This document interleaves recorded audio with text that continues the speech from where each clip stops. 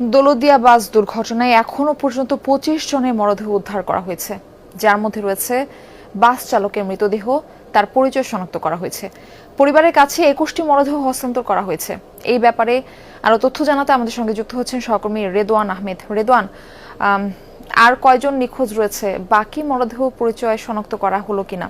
মূলত গতকাল রাতের পর থেকে কিন্তু আজকে সকাল 7:30টা থেকে আবার নতুন করে উদ্ধার কার্যক্রম শুরু হয়েছে। কোস্টগার্ডের ডুবুরি এবং ফায়ার সার্ভিসের ডুবুরিরা তারা যৌথ প্রচেষ্টায় কিন্তু এখন পর্যন্ত যে পদ্মা নদীতে সেগুলোতে তারাও তল্লাশি চালাচ্ছে এবং কিছুক্ষণ আগেও আশরাফুল ইসলাম নামে এক ব্যক্তিকে তারা উদ্ধার করেছে এবং এখন পর্যন্ত বেশ কয়েকজন নিখোঁজ আছে এমন তথ্যই কিন্তু পাওয়া গেছে। যেই কয়েকজনকে এরই মধ্যে যেই 25 জনের মরদেহ উদ্ধার করা হয়েছে তাদের মধ্যে এরই মধ্যে বেশ কয়েকজনকে হস্তান্তর করা হয়েছে। কোস্টগার্ড এবং ফায়ার সার্ভিসের কর্মীরা যেটি জানাচ্ছিলেন যে গতকাল থেকে আজকে পর্যন্ত, অর্থাৎ গতকাল রাতে যখন তারা উদ্ধার অভিযান শুরু করে, প্রথম দফায় যখন তারা সেই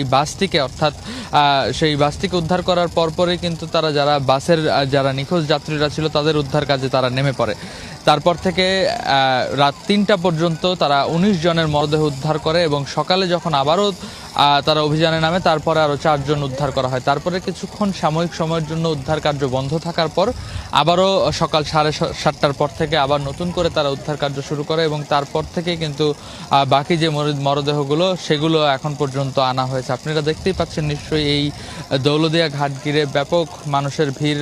যারা নিহত হয়েছেন তাদের স্বজনরা ভিড় করছেন। এখন পর্যন্ত অ্যাম্বুলেন্সগুলো অপেক্ষা করছে যে নিহতদের পাওয়া মাত্রই এইখান থেকে সদর হাসপাতাল যে রাজবাড়ির সেখানে নিয়ে যাওয়া হবে এবং সেখানে নিয়ে যাওয়ার পরপরই কিন্তু তাদের যে পরিচয় শনাক্তের কাজগুলো সেগুলো সম্পন্ন করা হয় এবং তারপর পরিবারের কাছে লাশগুলো হস্তান্তর করা হয়।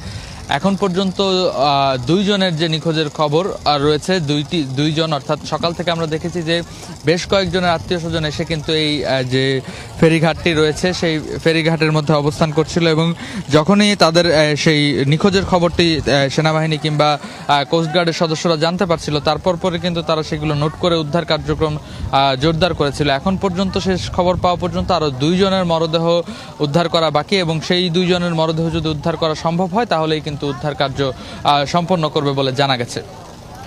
জি রেদওয়ান, খুবই মর্মান্তিক একটি দুর্ঘটনা। আপনাকে ধন্যবাদ জানাচ্ছি আমাদের সঙ্গে যুক্ত হবার জন্য।